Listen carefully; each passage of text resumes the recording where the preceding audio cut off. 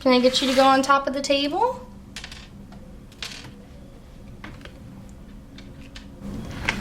Look at that, so clean you could eat off of it.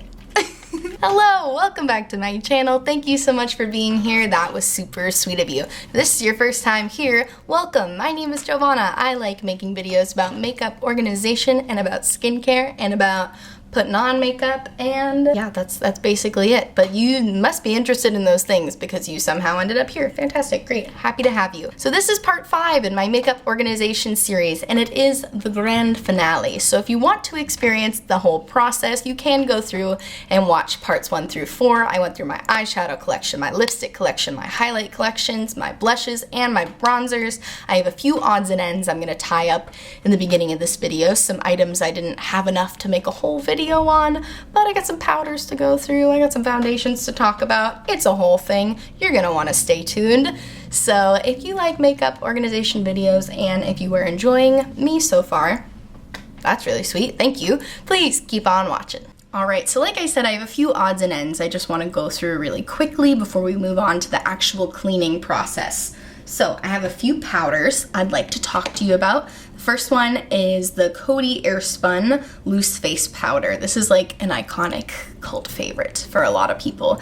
It's probably the most affordable loose powder at the drugstore. I'm not sure if that's true because I think Wet n Wild has one now, but this is like $6 at most times at the drugstore. The bummer is that it's a fantastic powder. It's a fantastic powder at a fantastic price point. Really fills in the pores, you know, totally blurring, makes your skin look airbrushed, flawless, but really wish somebody had told me about the smell before I bought this because it reeks of baby powder. And if you have sensitive skin like I do, I feel like this made me break out, which is such a bummer because it's so beautiful. I don't know if they have an unscented version. I don't think they do, but Coty Airspun. Yo, Cody, let's chat. I don't think this is made by a person named Cody. Great powder, fantastic job, beautiful. Chef's kiss. Take the fragrance out. We don't need it. All right, I've been screaming about this for a while. I'm getting rid of this. All right, the other powder I want to talk to you about is very well loved, as you're about to see. Hello. Hello, Pan. Hashtag Project Pan.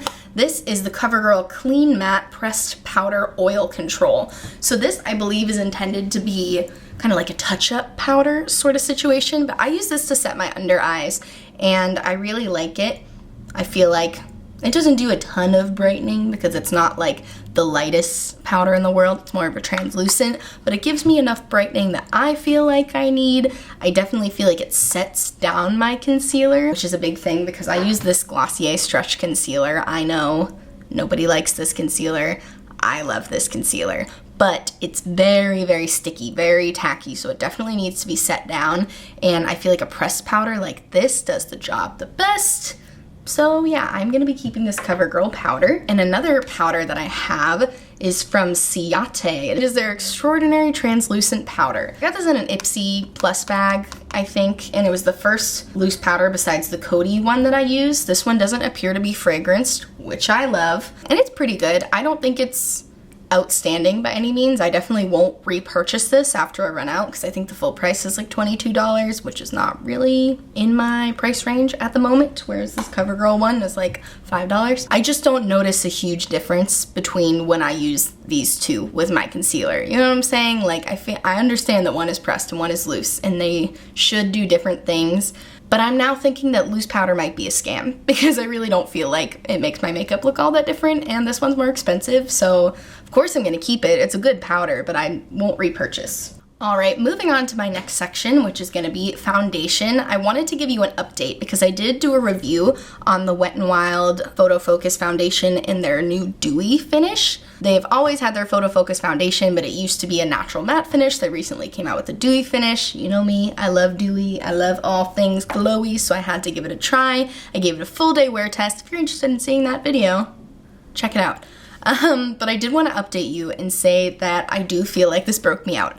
As absolutely beautiful as it looked, it really held up well throughout the day, looked gorgeous on the skin. I looked so glowy. I was so beautiful when I wore this. But I'm pretty positive that this broke me out because I did have some pimples at the end of the day, and I was using another new moisturizer at the same time. So I said, okay, maybe it's this moisturizer. I took the moisturizer away, used it again.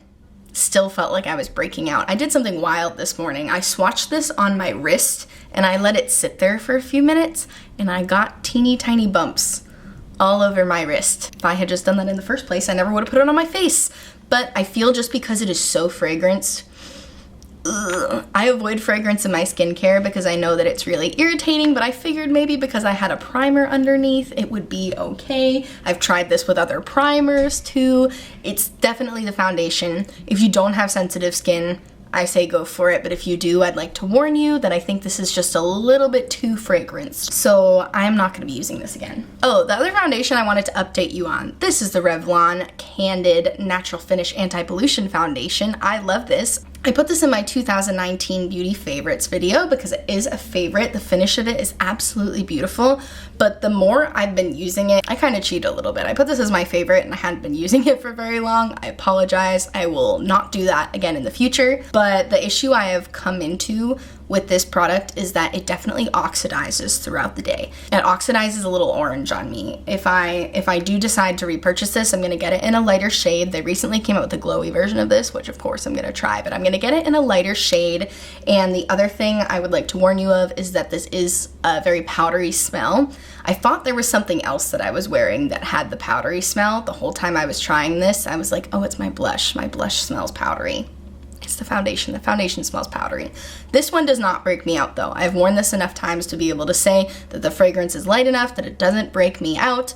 Obviously that's gonna vary person to person depending on how sensitive you are. I typically can do a little bit of fragrance in my makeup products and my skin is okay. This one's just like, this has to be like 50% perfume. I think what they did is they filled perfume to here and then filled the rest with foundation because that's how smelly it is. But I can deal with the fragrance in here, but I just thought that I would give you a heads up if you had seen my previous recommendation on this and we're thinking about trying it. All right, 3 totally random, nonsensical things I wanna talk to you about that I'm getting rid of.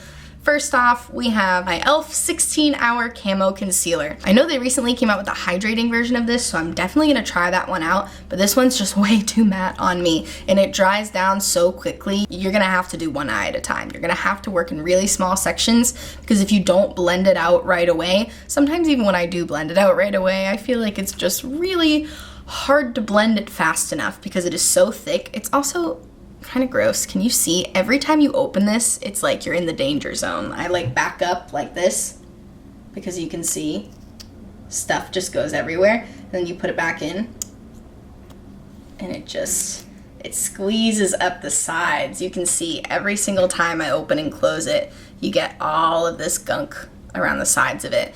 So this is just not worth it to me. I will try out the dewy version. I hope they fix the applicator a little bit. I hope the dewy version doesn't dry down as quick, but the matte one, it's just not for me. All right, another random product I wanted to share with you that I'm not keeping is the Maybelline Total Temptation Brow Definer. My issue with this, I hate brow pencils like this. Look at this nice little receptacle that it's held in, right?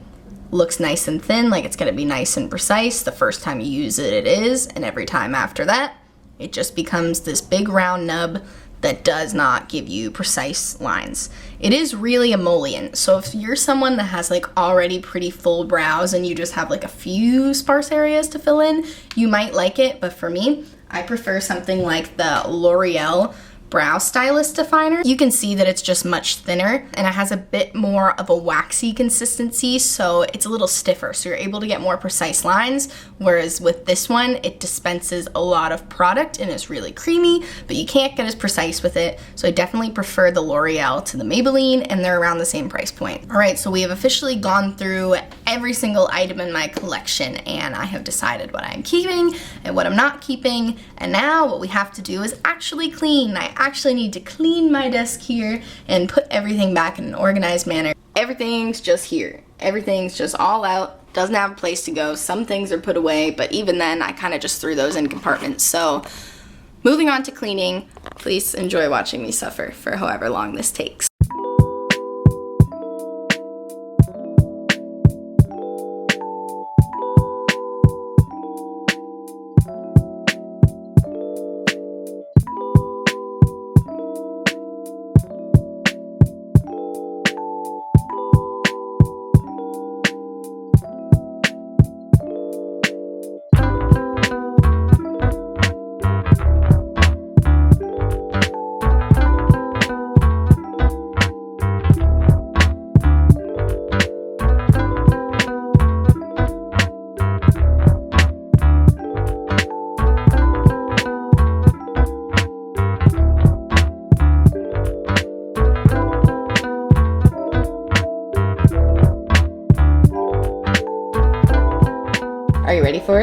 you sure? Are you sure? Are you sure you're ready to see it all clean? What a dramatic before and after we've had here. So let me show you where everything is.